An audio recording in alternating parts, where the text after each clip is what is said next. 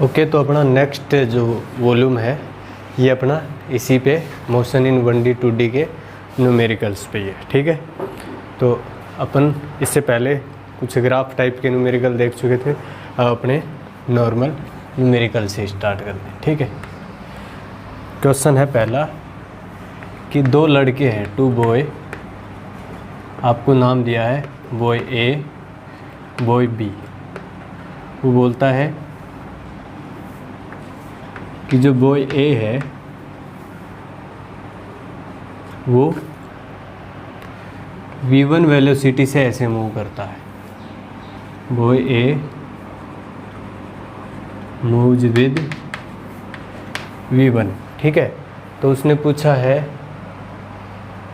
If velocity of boy B is v, then after what time B catches A। ठीक है, option दिए हैं 4, मैं एक बार लिख देता हूँ, फिर मैं क्वेश्चन और अच्छे से समझाऊंगा आपको। v² + v1²। ऑप्शन बी दिया है a/v² - v1²। ऑप्शन सी दिया है a/√v1² - v²। Option number D दिया है a/v + v1। देखो एक बार क्वेश्चन आप आराम से समझो। उसने कहा है कि दो लड़के हैं ए और बी। वो ए मूव्स विद वेलोसिटी v1, वो इस डायरेक्शन में v1 से चलता है। और if velocity of boy is v, B की वेलोसिटी आपको दी है बी की v, then after what time B catches A. तो आप देखो जब बी इधर जाएगा तो सीधी सी बात है ए जब ऊपर की ओर जाएगा तो बी को पकड़ने के लिए बी इसको पकड़ने के लिए किधर जाएगा, ऐसे कुछ वेलोसिटी में। यानी मान लो इनिशियल अपना पहला बॉय यहाँ था, दूसरा यहाँ था, इसको इधर भागना है, इसको पकड़ने के लिए दौड़ना है। तो जब ये शुरू में यहाँ था तो इसका फेस इधर, अब ये इसको पकड़ने के लिए ऐसे दौड़ेगा, लेकिन ये तब तक इधर जाएगा। तो इसका मतलब ये कुछ ऐसे मूव करेगा। ठीक है, तो अपन मानेंगे ये देखो ये परपेंडिकुलर दिया है और बीच की इसने डिस्टेंस बोली है क्वेश्चन में। ये जो ए वेरिएबल है ये बोला है ये ए और बी के बीच की डिस्टेंस है।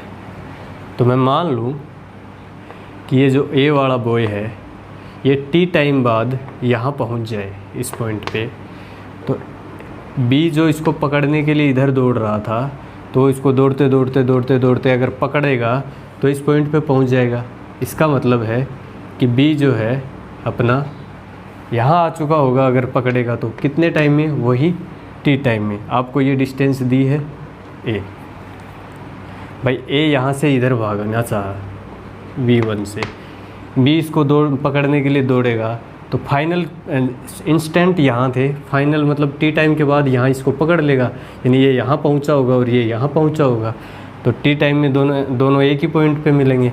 अब देखो अपन जानते हैं कि ये v1 वेलोसिटी से टी टाइम चलेगा, तो ये डिस्टेंस अगर मान लूँ मैं x है तो x की वैल्यू अपनी कितनी हो जाएगी, x = v1t। यानी कि x डिस्टेंस यही तो चलेगा v1 वेलोसिटी से टी टाइम में v1t।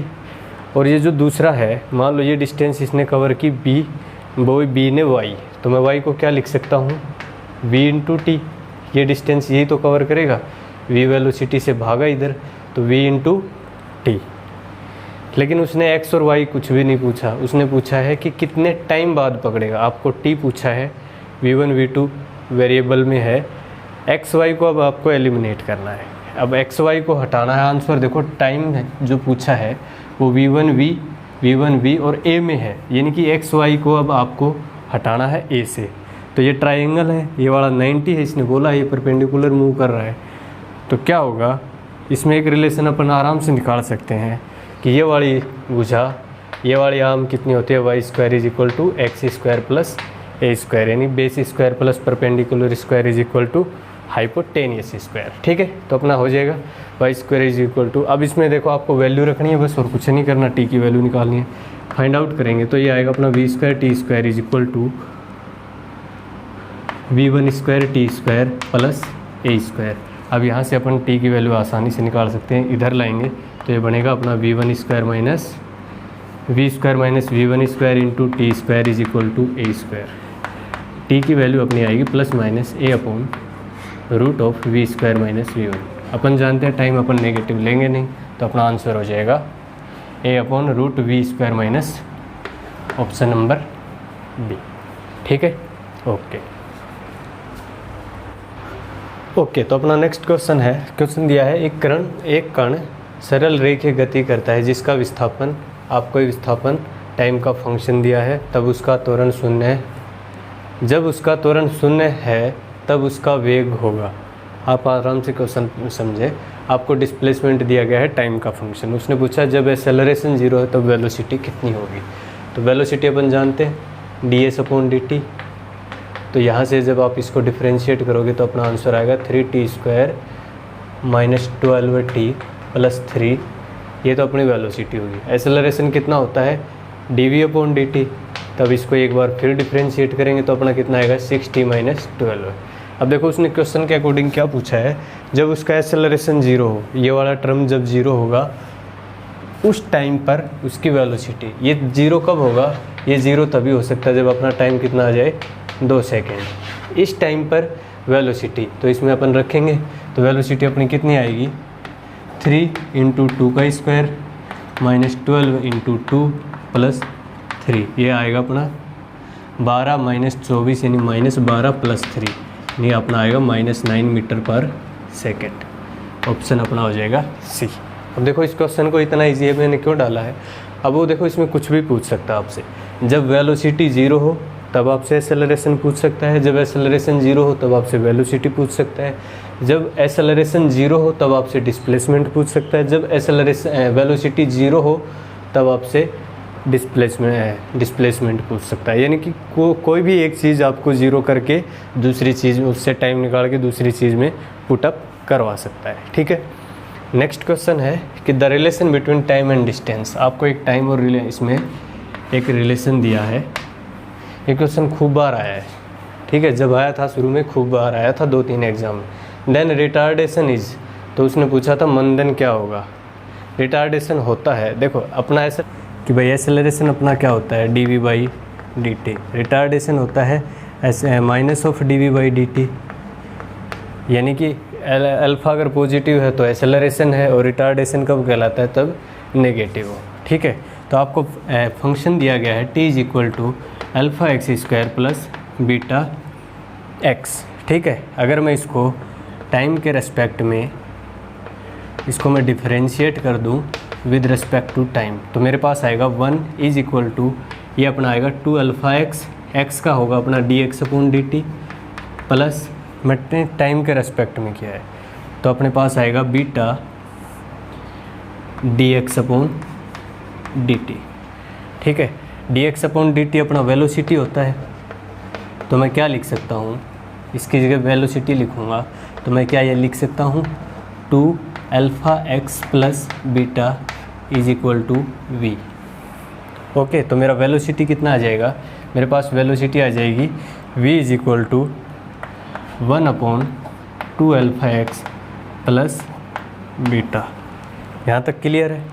अब देखो मुझे चाहिए एक्सेलरेशन का नेगेटिव, तो मैं एक्सेलरेशन को क्या लिखता हूँ, अगर मेरे पास वेलोसिटी और टाइम का फंक्शन होता तो मैं लिखता dv/dt, लेकिन मेरे पास वेलोसिटी और डिस्प्लेसमेंट का फंक्शन है। तो आपको ध्यान हो तो एक जगह मैंने बताया था कि ये भी अपना एक्सेलरेशन होता है v dv/dx।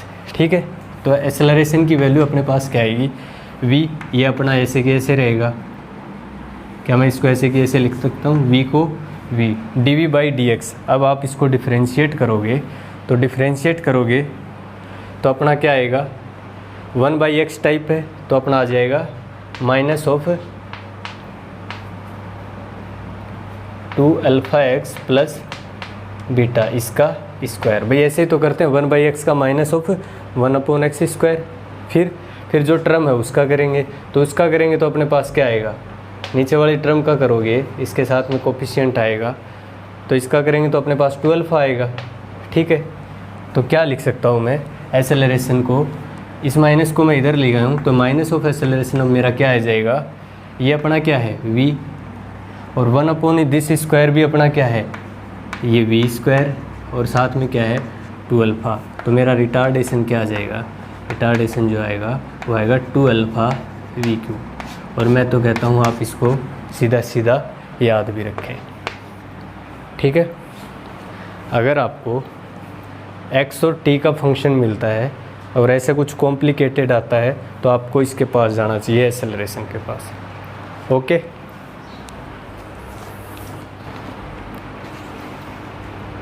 ओके। तो मेरा नेक्स्ट क्वेश्चन है कि आपको दिया है एक कण विरामावस्था से यानी रेस्ट से शुरू होकर एक समान त्वरित गति करता है, तब उसके द्वारा t = 1, 2, 3 इन सेकंड में तय की गई दूरी किस अनुपात में होगी। और दूसरा क्वेश्चन इसी के साथ लिखा है, उसके द्वारा पहले, दूसरे व तीसरे सेकंड में तय की गई दूरी का अनुपात क्या होगा।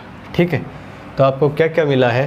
पहले क्वेश्चन की बात करूँ, फर्स्ट क्वेश्चन की, तो उसमें आपको मिला है कि विराम अवस्था से यानी कि ऐसे इनिशियल स्पीड क्या है उसकी 0, एक समान त्वरण यानी कि जो ए दिया है वो अपना क्या है कांस्टेंट, तब उसके द्वारा पहले सेकंड में, सॉरी देखो t बराबर 1 सेकंड में, t बराबर 2 सेकंड में, दोनों अंतर हैं दोनों क्वेश्चनों में, 1, 2 और 3 सेकंड इत्यादि में, तो अपने पास आता है s = Sn।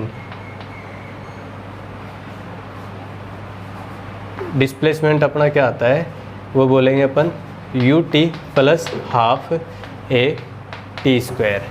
ठीक है, तो u अपना 0 है, तो अपने पास जो डिस्प्लेसमेंट आता है वो आता है अपना 1/2 a t²। अब मैं बोलूँ t बराबर 1 सेकेंड में तो t की जगह 1 रखेंगे, t = 2 सेकेंड में तो t की जगह 2 रखेंगे, 3 सेकेंड में तो 3 रखेंगे। इसका मतलब अपने पास s वो क्या आता है वो t² के प्रोपोर्शनल आता है। ठीक है, तो 2 सेकेंड में तय की गई दूरी, जैसे 1 सेकेंड के लिए लिखूँ तो मेरे पास S1 यानी 1 सेकेंड में, 1 सेकेंड में कितनी आएगी a/2।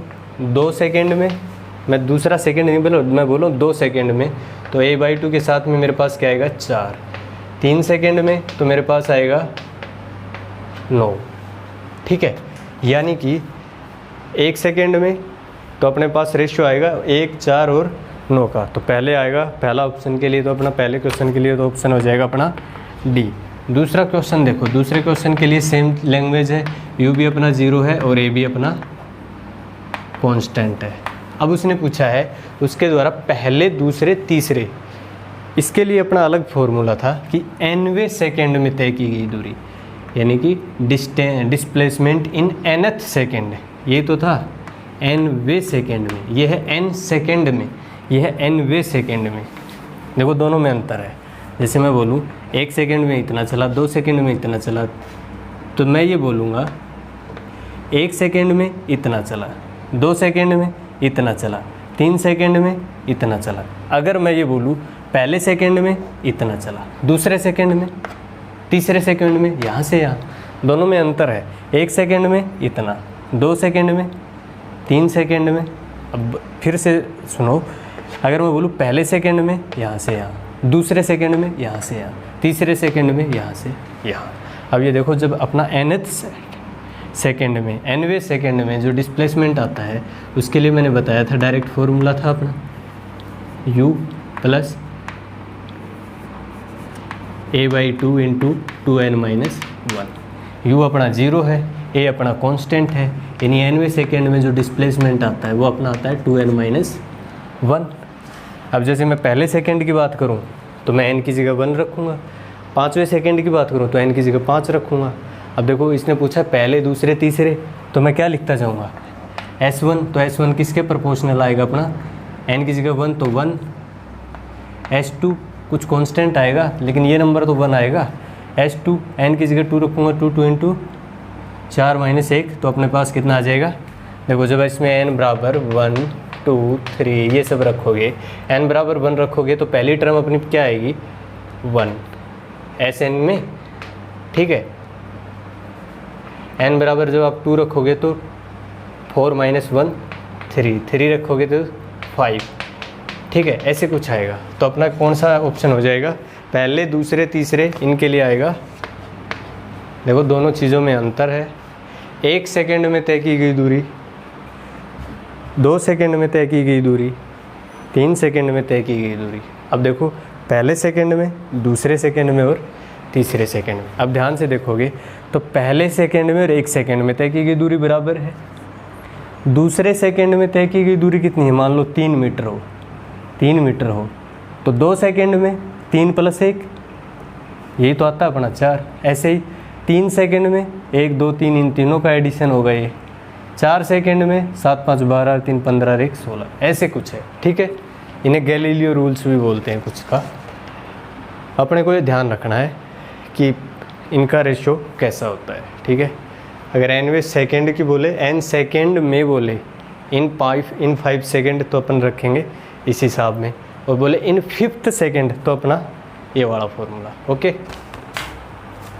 ओके, तो नेक्स्ट अपना क्वेश्चन है, अपने को दिया है एक कार या ट्रेन बिंदु ए पर वेलोसिटी v1 है, ठीक है, तथा बिंदु बी पर उसका वेग कितना है? v2। तब उसने पूछा है ए बी के मध्य बिंदु पर वेग होगा। यानी आपके पास कोई कार है या फिर कोई ट्रेन है, वो किसी 2 पॉइंट के बीच की बात कर रहा है, बिंदु ए और बी। उसने बोला यहाँ उसकी स्पीड कितनी है? v1, यहाँ स्पीड कितनी है? v2। उसने पूछा इसके मिड पॉइंट पर भी स्पीड कितनी होगी। ठीक है, तो ये कैसे है अपना, वो ये 1D मोशन का एग्जाम्पल है। मान लो इसका एक्सेलरेशन कांस्टेंट है। पहली बात तो इसका एक्सेलरेशन कांस्टेंट नहीं हो सकता, क्योंकि यहाँ देखो पॉइंट ए पर उसकी स्पीड v1 है और पॉइंट बी पर स्पीड v2 है, तो ये v1 और v2 सेम नहीं है। यानी कि ये स्पीड अगर चेंज हुई तो सीधी सी बात है, या तो एक्सेलरेशन होगा या रिटार्डेशन, या तो त्वरण होना चाहिए या मंदन। ठीक है, मान लो अगर ये वाली डिस्टेंस मेरी कितनी हो, a हो, ठीक है, तो मैं क्या कहूँगा कि मान लो इसका एक्सेलरेशन दे रखा हो इसी डायरेक्शन में, यानी v1 से बढ़ के वेलोसिटी कितनी होगी? v2। किसकी वजह से? एक्सेलरेशन की वजह से। यहाँ स्पीड v1 थी, एक्सेलरेशन लगा, यहाँ पर स्पीड होगी v2। तो मैं ए और बी पॉइंट पे लगा सकता हूँ अपना, भाई इक्वेशन ऑफ मोशन आपको याद रखनी होंगी। Final square final velocity is equal to initial velocity plus 2a। Displacement कितना है? एक्सेलरेशन कितना है? a। डिस्प्लेसमेंट को s मान लो, कंफ्यूज नहीं होना। तो डिस्प्लेसमेंट इनके बीच की डिस्टेंस अपनी कितनी है? s। तो हो गया, पहली इक्वेशन आ गई। अच्छा, उसने पूछा किसकी है? s/2 डिस्टेंस पे वेलोसिटी।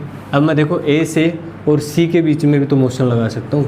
इसका एक्सेलरेशन a माना है मैंने, तो during a to c, a से c जब जाएगा तो अपने को c पे तो वेलोसिटी चाहिए ही, तो वेलोसिटी मान लो v है, तो फाइनल स्क्वायर, फाइनल कितना होता है? v final square is equal to initial square plus 2a। Acceleration अभी भी वही है जो a से b पे था, और डिस्टेंस कितनी चला ये? s/2। अब आपके पास 2 इक्वेशन है, v1 v2 कांस्टेंट है या, तो a और s वेरिएबल है, इन दोनों को हटा दो, आपको v चाहिए, v इन दोनों से आराम से निकल जाएगा। देखो कैसे करना है, मैं अगर 2as की वैल्यू यहाँ से उठा के इसमें रख दूँ तो मेरे पास v² आएगा, वो मेरा क्या आएगा? v1² प्लस 2as को मैं क्या लिख सकता हूँ? v2² minus v1²। यहाँ से देखो 2as को क्या लिख सकता हूँ मैं? v2² minus v1²। ठीक है, अपॉन 2 अपना है पहले से। जब इसको और सोल्व करोगे तो अपने पास आएगा v² इज इक्वल टू, ये अपना 2v1² बनेगा, यहाँ से जब कटेगा तो बचेगा अपने पास v1² प्लस v2²/2। तो v की वैल्यू क्या आएगी? कंप्लीट के रूट है, ध्यान रखना, कंप्लीट के लगेगा, v1² प्लस v2²/2। ऐसा ऑप्शन होगा इसमें, एक पहला नहीं है, दूसरा कंप्लीट के रूट नहीं है, ऊपर ऊपर है, तो ये दूसरा भी नहीं होगा। अपना ऑप्शन कौन सा हो जाएगा? थर्ड। ठीक है, अच्छा नेक्स्ट एक और क्वेश्चन है, a man covers half distance with speed v। उसने बोला है कि एक आदमी कोई कितनी भी डिस्टेंस चला हो, उसमें आधी कितनी स्पीड से चला है? v से, एंड रिमेनिंग हाफ, जो बची हुई हाफ है वो कितनी स्पीड से चला है? v1 और v2। 2 डिस्टेंस हो रहे हैं v1 और v2 for equal time interval. यानी कि आपको फिनोमिना कैसी दी है कि मान लो ये डिस्टेंस अगर 2d हो, तो वो बोल रहा है आधी डिस्टेंस कितनी वेलोसिटी से चला है? v से। अगली जो आधी बच गई उसको समान टाइम इंटरवल में, जैसे टी टाइम में और टी टाइम में, भाई ये तो मतलब हुआ इक्वल टाइम इंटरवल में, इसमें चला v1 स्पीड से, इसमें चला v2 स्पीड से। तो अब आपको या तो आप इसमें क्या लगाओगे, इसको मानोगे d, इसका टाइम निकालोगे, फिर इसका ये टोटल d, फिर इसमें आप ऐसे करोगे, या फिर मैंने सीधे सीधे रूल बताए थे, अगर समान टाइम में चलता है, इक्वल टाइम इंटरवल में v1 v2 v3 ऐसे चलता है, तब तो अपना एवरेज क्या आता है, v1 plus v2 plus v3/2 ऐसे कुछ आता था ना, v/3, यानी कि अर्थमेटिक मीन। अगर सेम टाइम इंटरवल में चलता है तो मेरे पास स्पीड आती थी v1 plus v2 plus v3 plus n/n, ठीक है। अब इसमें देखो सेम टाइम इंटरवल में कहाँ चला, ये वाला, तो इस दोनों के लिए भाई टी टाइम में v1 स्पीड से चला, अगली टी टाइम में v2 स्पीड से, और चला कितना d, इसका आधा टोटल का। तो मैं इसके लिए एवरेज निकाल सकता हूँ ना, इसके लिए मेरा एवरेज क्या होगा, आधे से ज़्यादा मोशन के लिए, तो मैं बोलूँ जैसे v0, तो यहाँ का एवरेज मेरे पास क्या होगा, इक्वल टाइम में चलता है तो ऐसे निकालते हैं, तो अपना होगा v1 प्लस v2/2, दो ही तो वेलोसिटी है सेम टाइम के लिए, ठीक है। अब यानी कि मैं ऐसे लिख सकता हूँ कि ये आधी डिस्टेंस तो चला अपना v से, और अगली आधी की एवरेज कितनी आई है, v0। अब देखो ये सेम डिस्टेंस के लिए है, अब मैंने सेम डिस्टेंस के लिए भी बताया था, सेम डिस्टेंस के लिए कैसे करते हैं एवरेज, सेम डिस्टेंस का निकालना हो तो इनको इन्वर्ट करके या हार्मोनिक मीन लेते हैं। तो अब इनका देखो सेम डिस्टेंस के लिए निकालोगे तो मेरे पास v एवरेज आएगा, वो क्या आएगा, इनका हार्मोनिक मीन, यानी कितनी वेलोसिटी है, 2, हार्मोनिक मतलब अपोजिट में करना है, 1/v प्लस 1/v0, ऐसे तो सीखा है। तो v एवरेज अपना कितना आ जाएगा, v एवरेज अपना आएगा, यहाँ से जब सोल्व करोगे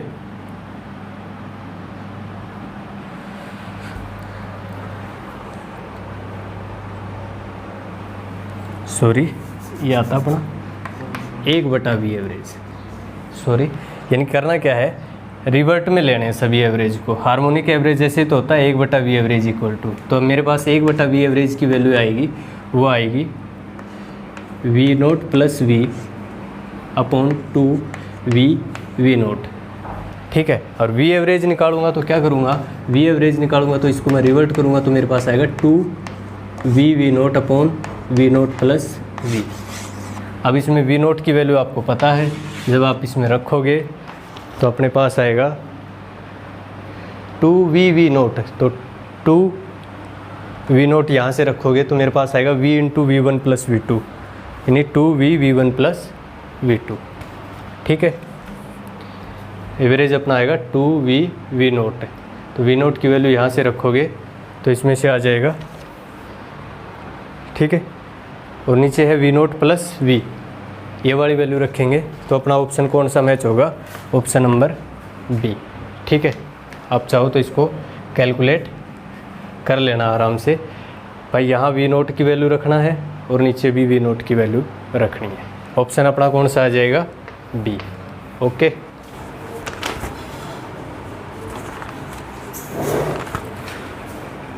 ओके, तो नेक्स्ट अपना क्वेश्चन है, a body has speed v1 v, उसने एक बॉडी की स्पीड दी है v, 2v और 3v, कब कब, जब वो किसी डिस्टेंस s को 1/3 डिस्टेंस ऑफ s, यानी कि आपको मान लो, क्वेश्चन में समझा देता हूँ कि ये मान लो यहाँ तक अगर s डिस्टेंस है तो इसका ये 1/3, ये 1/3, यानी आप इसको 3 हिस्सों में डिवाइड करें तो पहला 1/3 है वो v स्पीड से कवर करता है, दूसरा 1/3 है वो 2v स्पीड से कवर करता है, तीसरा 1/3 है वो 3v से कवर करता है। तो उसने पूछा एवरेज स्पीड क्या होगी, तो वापस मैं वही कहता हूँ, अगर सेम इंटरवल सेम डिस्टेंस चलता है या सेम डिस्प्लेसमेंट चलता है तब अपन लेते हैं एवरेज कैसे, हार्मोनिक मीन से।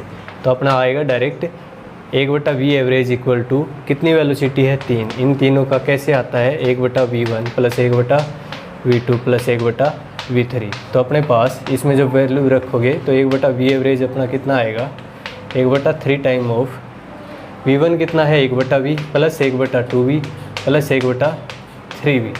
अब आप इसको बस कैलकुलेट करना था और कुछ नहीं करना था। तो अब अपने पास यहाँ से देखोगे तो क्या करेंगे, अगर इसमें देखोगे तो अपने पास 1/v बाहर आ जाएगा, तो 1/3v 1 + 1/2 + 1/3। 1 + 1/2 अपना होता है 3/2। अब 3/2 + 1/3 तो अपना क्या आ जाएगा, नीचे तो आएगा 6 और ये आ जाएगा 9 + 5, ठीक है, 9 + 2 सॉरी 339 + 2/6, तो अपना आ जाएगा 9 और 2 11/, यानी 1/v एवरेज अपना आएगा। 1/v average is equal to ये आ जाएगा 1/3v × 11/6। अब v एवरेज निकालोगे तो अपना आएगा 18/11, तो ऑप्शन अपना कौन सा हो जाएगा, सी। ठीक है, एक और क्वेश्चन दिया है, वो क्वेश्चन कैसे दिया है, उसने बोला a body is released from the top of A tower, यानी आपको एक हाइट दी है और आपको एक ऑब्जेक्ट यहाँ से रिलीज़ किया है, ठीक है। कितनी हाइट पे है ये ऑब्जेक्ट अपना, h हाइट पे। इट टेक्स टाइम, कितना टाइम लेता है, t second to reach ground, ये नीचे आने में कितना टाइम लेता है, t। तो सीधा सीधा फॉर्मूला रटा होना चाहिए। कितना टाइम लेता है जब अपन h हाइट से छोड़ते हैं, तो टाइम लेता है अपना 2h/g। उसने पूछा where will be the ball after t/2, यानी कि आधे टाइम में, भाई यहाँ से यहाँ तक आने में t सेकेंड लेता है, तो उसने पूछा t/2 सेकेंड में, मान लो यहाँ से यहाँ आने 10 सेकेंड लेता है, तो 5 सेकेंड बाद ये कहाँ पे रहा होगा। तो कैसे करते हैं, देखो इक्वेशन ऑफ मोशन क्या कहता है, ये वाली हाइट, ठीक है, देखो हाइट किधर मेजर की है, ऊपर, एक्सेलरेशन किधर लग रहा है, नीचे, इनिशियल स्पीड कितनी है इसकी 0, तो हाइट को मैंने यहाँ से किधर मेजर किया है, ऊपर। या फिर देखो जहाँ से अपना मोशन स्टार्ट होता है अपन बेस लाइन वहीं बनाते हैं, ठीक है, अपना मोशन यहाँ से स्टार्ट हुआ, एच अपना नीचे मेजर किया तो हाइट भी अपनी आई नीचे की ओर। भैया अगर यहाँ से ड्रॉप किया तो एच नीचे कवर करेगा, एक्सेलरेशन भी अपना नीचे कितना, भाई इनिशियल स्पीड इसकी 0 है, ut + ½ t², तो एक्सेलरेशन अपना क्या है -g। टाइम कितना लेता है नीचे आने में, t, ठीक है। अब बताओ, ये तो अपना एक इक्वेशन हो गया, इससे तो अपना टाइम आ गया। दूसरा कह रहा है कि ये जब छोड़ा तो t/2 पे कहाँ होगा, मान लूँ मैं कितनी डिस्टेंस पे होगा, x डिस्टेंस पे। कहाँ से मेज़र कर रहे हैं, ऊपर से x, तो x मेरे पास क्या आएगा -x, डिस्प्लेसमेंट कितना हुआ -x, इनिशियल स्पीड वही 0, ½ a, एक्सेलरेशन कितना है -g, टाइम कितना लगा t/2। भाई according to question x distance नीचे आने में t/2 लगता है, तो अपना क्या आएगा, माइनस से माइनस कट जाएगा, x = ½ g t² × 1/4। अब देखो मैं यहाँ से ½ g t² को क्या लिख सकता हूँ, ½ g t² को मैं +h लिख सकता हूँ, तो x अपना आएगा h/4। तो क्या करोगे, एट h/4 फ्रॉम ग्राउंड। ध्यान से देखो ये x कहाँ से मेज़र किया है मैंने, टावर की टॉप से, लेकिन इसने ऑप्शन में क्या दिए हैं, from ground from ground from ground. अगर ऊपर ये h/4 है तो नीचे कितना होगा, h - h/4 यानी 3h/4, तो अपना ऑप्शन कौन सा आएगा, eight 3h/4 from ground. Ground से कितना है 3h/4, टावर से कितना है h/4। अच्छा एक चीज़ और बताओ, आप इसको वैसे कॉन्सेप्चुअली अगर आप इमेजिन कर पाओ तो इससे सिंपल सीधे भी हो सकता था।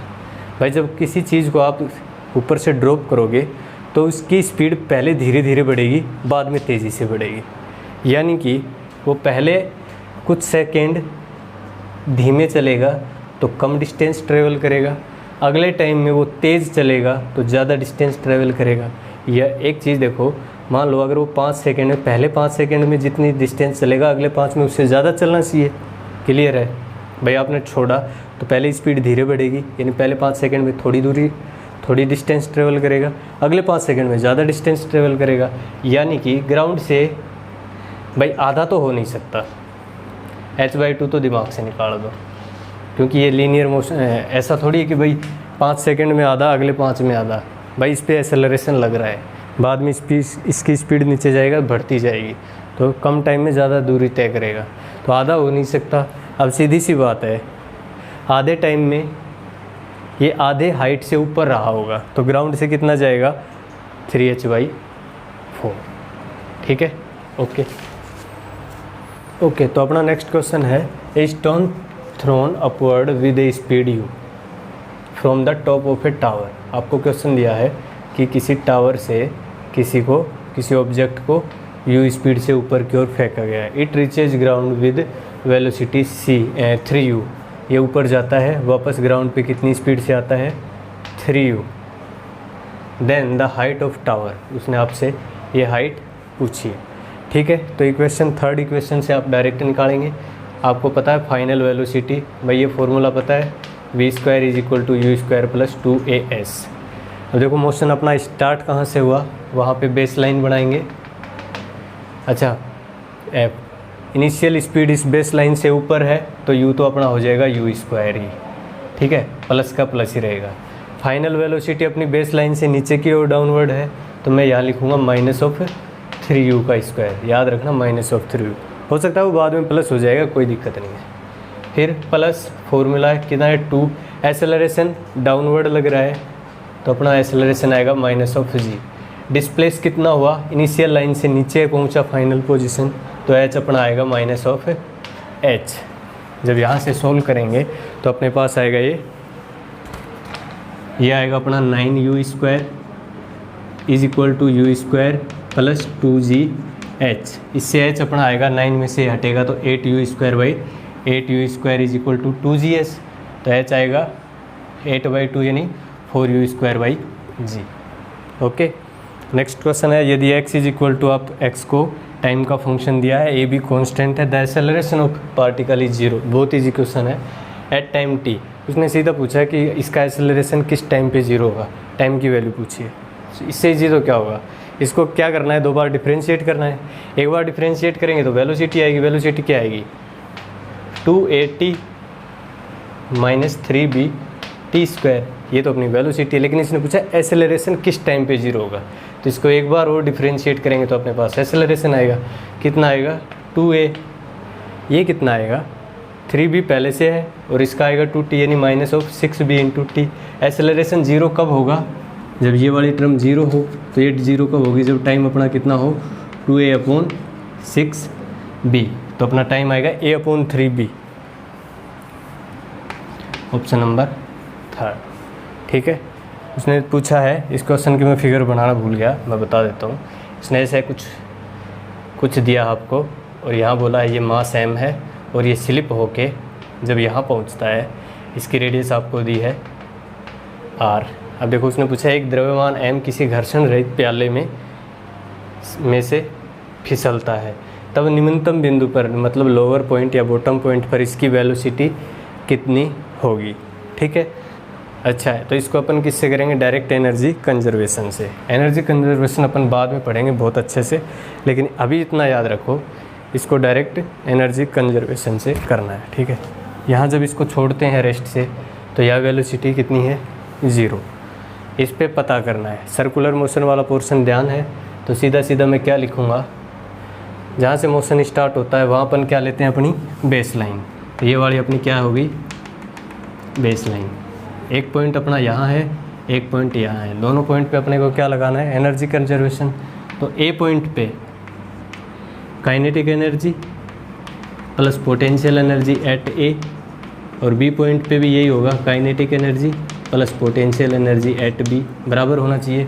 अब देखो ए पॉइंट पे काइनेटिक एनर्जी, इसके पास कोई वेलोसिटी नहीं है, तो क्या लिखूँगा, ½m0² प्लस पोटेंशियल एनर्जी, मैंने इसको बेस लाइन माना है तो पोटेंशियल एनर्जी मेरे पास होगी 0, ठीक है। दूसरा हो, जब ये बी पॉइंट पे होगा तब इसके पास मान लो वेलोसिटी अगर v हुई तो काइनेटिक एनर्जी इसकी होगी ½mv² प्लस पोटेंशियल एनर्जी कितनी होगी, पोटेंशियल एनर्जी होती है बेस लाइन से वर्टिकल कितना अपवर्ड या कितना डाउनवर्ड, तो mgh होती है अपनी पोटेंशियल एनर्जी, ठीक है।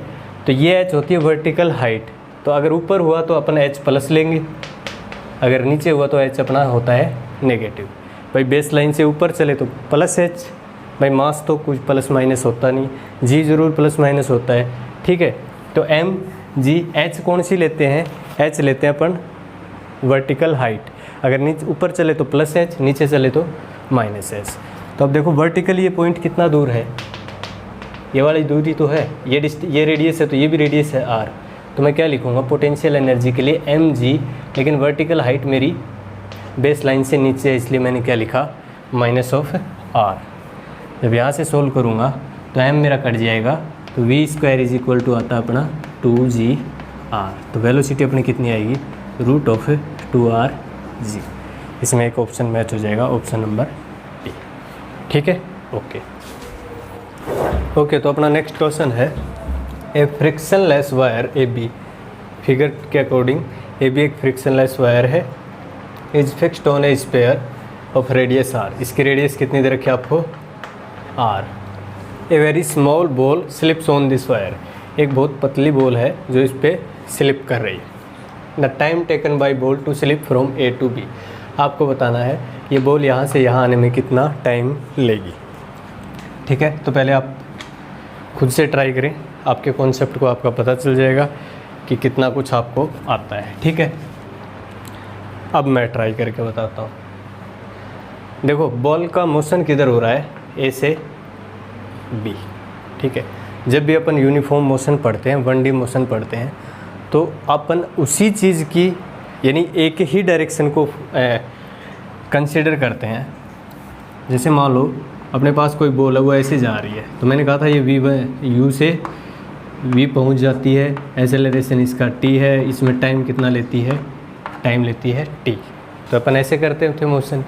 अब जब भी आप मोशन कंसिडर करोगे तो याद रखना एक डायरेक्शन के लिए एक इक्वेशन ऑफ मोशन कंसिडर करना।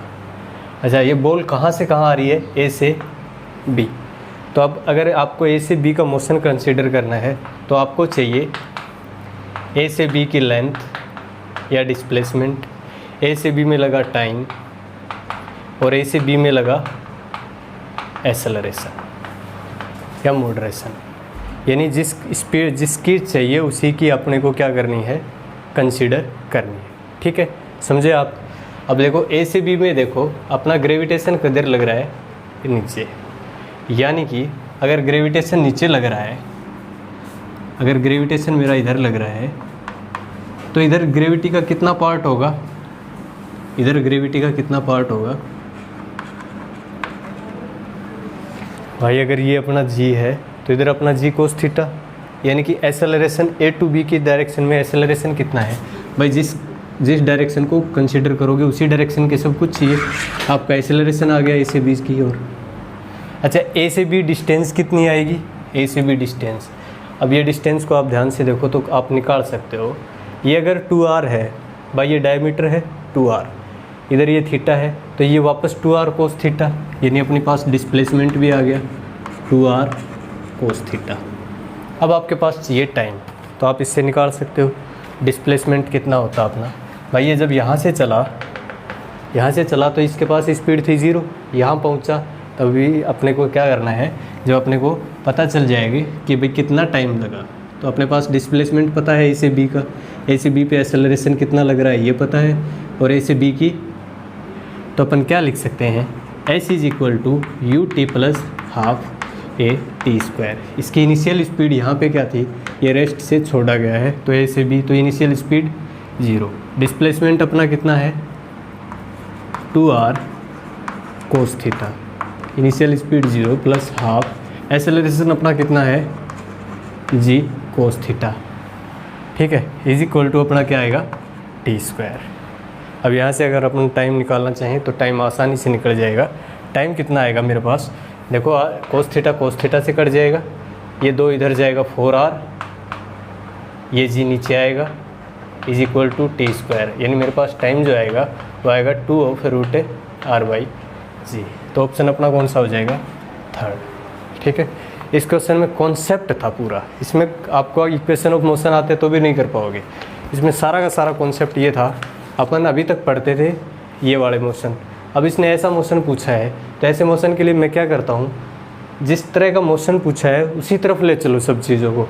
इधर एक्सेलरेशन भी इधर इसका पता होना चाहिए, इधर कितना लग रहा है, जी तो नीचे लग रहा है, इस साइड कितना लग रहा है, जी को कंपोनेंट में तोड़ सकते हैं। इधर जी कोस थीटा, इसके परपेंडिकुलर जी साइन थीटा।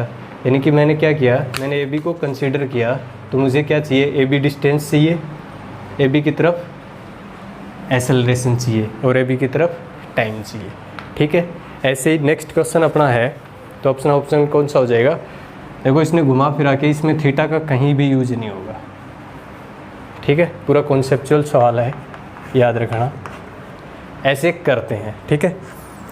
नेक्स्ट क्वेश्चन है अपना कि किसी टावर से 3 बॉल हैं ए, बी और सी, उनको फेंका गया है एक सेम स्पीड से यू और यू। पहली बॉल को ऊपर फेंका गया है, दूसरी बॉल को डाउनवर्ड फेंका गया है, मैंने ये नहीं कहा ड्रॉप किया गया है, फेंका गया है। एक को अपवर्ड, एक को डाउनवर्ड और एक को horizontal. They hit the ground with VA, VB and VC। अब ये जाएंगी, ये लौट के वापस आएगी, ये हिट करेगी, ये भी हिट करेगी और ये भी कहीं आगे जाके हिट करेगी। तो उसने पूछा है ये तीनों किस स्पीड से हिट करेंगी, किस स्पीड से हिट करेंगी। देखो डायरेक्शन हो सकता है इन दोनों की सेम होगी डायरेक्शन, इसकी डायरेक्शन में भी डायरेक्शन अलग हो सकती है, लेकिन स्पीड, इसमें डायरेक्शन की बात नहीं की उसने पूछा स्पीड इनकी क्या होगी, ठीक है। एक बार फिर से आप एनर्जी कंजर्वेशन के पास जाएंगे, देखने को लगता है कि पहले की स्पीड ज़्यादा, बी की स्पीड ज़्यादा होगी, देखने में लगता है ना कि बी की तेज़ी से आया होगा नीचे, फिर लगता है कि यार सी की उससे कम रही होगी और ए की सबसे कम, देखने में ऐसा लगता है लेकिन ऐसा है नहीं। एक चीज़ बताओ, जब ये यहाँ से यहाँ आया, ये यहाँ से यहाँ गिरेगा तो सेम स्पीड रखेगा। अब इसी चीज़ को देखो, ये जब ऊपर जाके सेम पॉइंट पे आएगा तो जिस वेलोसिटी से गया उसी वेलोसिटी से वापस आ जाएगा। तो यानी जब ये सी पहुँचेगा ना, ए वाला पार्टिकल जब यहाँ पहुँचेगा तो ये बी जैसा ही बिहेव करेगा। ये यहाँ से गया तो भी वही बात है, ये ऊपर जाके आया, यहाँ आएगा तो भी इसकी स्पीड यही होगी, जिस स्पीड से गया उसी स्पीड से तो वापस आता है जब एयर का रेजिस्टेंस 0। तो यानी कि ए और बी वाले तो सेम होने चाहिए। अब फंस गया सी भी क्या होगा, ये जिस स्पीड से फेंका है उसी स्पीड से आएगा, क्योंकि एनर्जी कंजर्वेशन क्या कहता है कि यहाँ पे कितनी एनर्जी थी इनके पास, सबके पास ½ mU², ठीक है। और पोटेंशियल एनर्जी कितनी थी, mgh, तीनों का मास सेम है, mgh। यानी कि जब ये ग्राउंड पे आएंगी तब इनकी सबकी स्पीड भी क्या होनी चाहिए, ½ mV²। भाई यहाँ की kinetic energy plus potential energy, तो काइनेटिक एनर्जी, चलो मैं लिख देता हूँ इसको थोड़ा सा रब करके।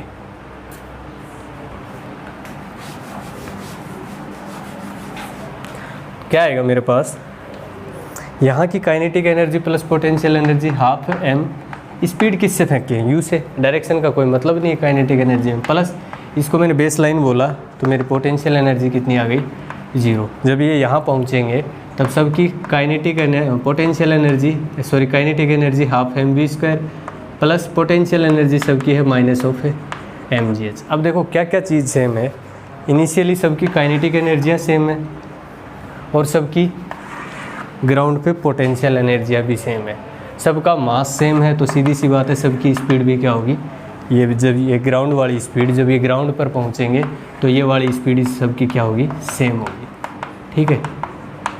यानी हर एक पार्टिकल के लिए kinetic energy plus potential energy same होगी, यानी कि अपना ऑप्शन कौन सा हो जाएगा, ठीक है। बात पचेगी नहीं लेकिन है, कर भी क्या सकते हैं, ये सारे के सारे सेम स्पीड से ग्राउंड पे हिट करेंगे। ओके, तो अपना नेक्स्ट क्वेश्चन है, किसी ऑब्जेक्ट को u वेग से ऊपर की ओर फेंका जाता है, तब h मैक्सिमम हाइट पहुंचने में कितना टाइम लेता है, T। तो सही कथन होगा, आपको 4 स्टेटमेंट दिए हैं, इनमें से करेक्ट स्टेटमेंट आपको चूज करना है। अब देखो किसी ऑब्जेक्ट को u स्पीड से ऊपर फेंकेंगे तो मैक्सिमम हाइट कितनी जाता है, h, ठीक है, और टाइम कितना लेता है, T। तो आपको h और t की वैल्यू पता होनी चाहिए। h आएगा मैक्सिमम हाइट u स्पीड से फेंकने पे u आता है u²/2g, और टाइम अपना कितना लगता है u/g, ठीक है। ये मैंने थ्योरेटिकल पोर्शन में बता दिया था। अब इसने क्यों पूछा है, इसने पूछा है कि t/2 पर h/2 ऊंचाई पर होगा, तो भाई डिस्प्लेसमेंट अपना होता है h = ut, u अपना पॉजिटिव ऊपर की ओर, t/2 टाइम पे प्लस ½ t² प्लस ½ एक्सेलरेशन अपना क्या है, नीचे की ओर, और कितना है g, तो g को मैं नेगेटिव लिखूँगा, फिर वापस अपना टाइम कितना है, कितने टाइम पर, t/2 पर, तो मैं क्या लिखूँगा, t/2 का स्क्वायर। अब यहाँ से वैल्यू आएगी अपनी ut/2 माइनस gt²/8। ठीक है, अब आप इसको u की जगह वैल्यू रख दो, या फिर आप t की जगह u/g रखेंगे तो अपने पास आएगा यहाँ से u²/2g माइनस t की जगह u²/g रखेंगे तो u²/8g। आप इसको सोल्व करोगे तो आपको साफ साफ पता चलेगा ये u²/2 यानी कि, अच्छा इसको 4 से ऊपर नीचे मल्टीप्लाई करेंगे तो अपने पास आएगा 3u²/4g। क्या ये इसका आधा है? भाई t/2 टाइम पे ut प्लस हाफ at² से अपने पास आना चाहिए u²/4g, जबकि ये आया कितना 3u²/4g, यानी कि ये अपना आधा नहीं है। दूसरा पूछा है t/2 सेकेंड में इसका वेग u/2 होगा। अब देखो v = u + at से देखोगे तो फाइनल वेलोसिटी मान लो ऊपर की ओर कहीं होगी, इनिशियल वेलोसिटी इसकी कितनी है u, एक्सेलरेशन कितना लग रहा है g नीचे की ओर, इसलिए मैंने नेगेटिव लिया। टाइम में कोई पॉजिटिव नेगेटिव नहीं, उसने पूछा t/2 पे तो मैं लिख दिया t/2। अब वापस अपन ये जानते हैं यहाँ से t की वैल्यू या gt की वैल्यू u रखेंगे तो वेलोसिटी अपनी आएगी u - u/2 यानी कि u/2। अब इसका मतलब ये स्टेटमेंट सही है, t/2 सेकेंड में इसका वेग u/2 होगा। क्लियर। अगला ऑप्शन और चेक करते हैं, h/2 ऊंचाई पर इसका वेग u/2 है, तो इसके लिए क्या करते हैं, अपन जानते हैं final square = initial square + 2as। उसने पूछा है h/2 ऊंचाई पर, तो फाइनल वेग उसने बोला है मान लो v का v², इनिशियल इसका ये है, एक्सेलरेशन नीचे लगा है, डिस्प्लेसमेंट ऊपर, कितना h/2। भाई h/2 ऊंचाई पर उसने पूछा है तो s की वैल्यू रखूँगा, ये सब पता है, तो मेरे पास v² आएगा, वो आएगा u² - 2gh/2। अब मैं जानता हूँ 2gh को मैं क्या लिख सकता हूँ u², तो v² की वैल्यू आएगी मेरे पास u² - u²/2, यानी फाइनल वेलोसिटी आएगी वो आएगी मेरे पास u/√2, यानी h/2 ऊंचाई पर इसका वेग u/2 ना होकर कितना होगा u/√2। ठीक है। और नेक्स्ट ऑप्शन है, इसका मतलब ये भी अपना सही नहीं है, ये u/√2 होना चाहिए था। नेक्स्ट ऑप्शन है सेम वेलोसिटी आफ्टर 2t। भाई t टाइम में ये यहाँ तक जाएगा और ध्यान रखना उतने टाइम में वापस भी आता है, अगर वायु का प्रतिरोध नहीं हो, एयर रेजिस्टेंस ना हो, तो जितने टाइम में गया है उसी टाइम में वापस भी आएगा। तो इसकी स्पीड ज़रूर कांस्टेंट होगी, स्पीड सेम होगी, लेकिन ये बात कर रहा है वेलोसिटी की, वेलोसिटी सेम नहीं होगी। वेलोसिटी जाते वक्त ऊपर की ओर है, आते वक्त नीचे की ओर है, तो ऊपर तो अपना +u है और नीचे आते वक्त -u है, तो ये दोनों डिफरेंट है। ठीक है, तो अपना फोर्थ ऑप्शन भी नहीं होगा। ठीक है।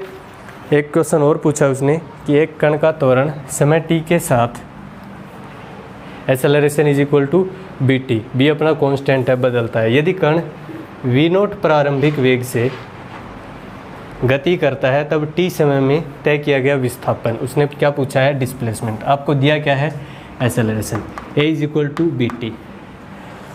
तो t समय में विस्थापन सीधा सीधा लगाओगे, ये s = ut + हाफ at²। बस इसमें आपने कोई एक्सेलरेशन दिया है तो मैं सीधा लिख दूंगा, प्रारंभिक स्पीड u की जगह v0 दिया है तो v0t + हाफ a की जगह bt लिखूंगा तो bt³ हाफ bt³।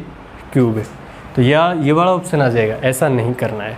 ये कब आता था, ये इक्वेशन ऑफ मोशन तब वैलिड होती थी जब अपना एक्सेलरेशन क्या होता था कांस्टेंट।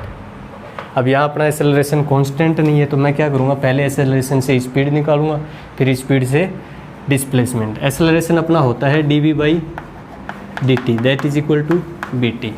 इससे dv की वैल्यू आएगी मेरे पास bt t इंटू dt। इसको इंटीग्रेट करूँगा, इनिशियल स्पीड कितनी है इसकी, मान लो ये 0 से, इसको इंटीग्रेट करूँगा तो मेरे पास आएगा v is equal to bt²/2 plus some constant. अब वापस ध्यान देंगे, ये बोल रहा है प्रारंभिक वेग यानी t = 0 पर वेलोसिटी कितनी है अपनी v0। तो अब अगर आप इसमें रखोगे t = 0 तो v = v0, तो v0 होगा कब t = 0 पे, तो ये वैल्यू 0 प्लस c, यानी कि c की जगह मैं क्या लिख सकता हूँ v0। ठीक है, मेरे पास वेलोसिटी आ गई, लेकिन इसने पूछा क्या है अभी भी डिस्प्लेसमेंट। तो मैं क्या करूँगा, मेरे पास वेलोसिटी आ गई, मैं इसको हटा देता हूँ एक बार।